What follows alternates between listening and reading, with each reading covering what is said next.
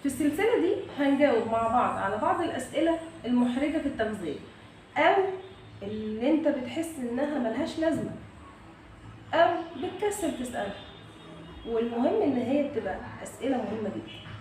النهاردة هنجاوب على سؤال: احنا ليه بعد الأكل بنبقى عايزين ناكل حاجة مسكرة؟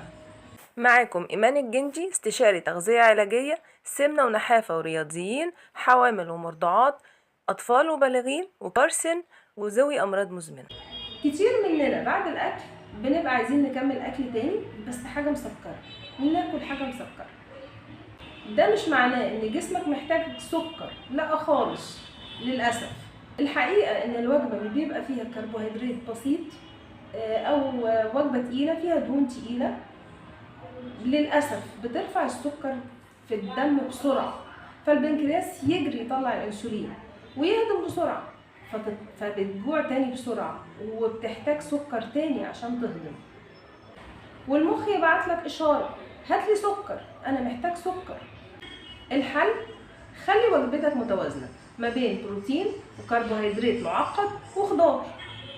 هتلاقي ان احساسك بان انت عايز تاكل حاجة حلوة او حاجة مسكرة قل تماما. ربنا يحلي ايامكم بس من غير نشويات.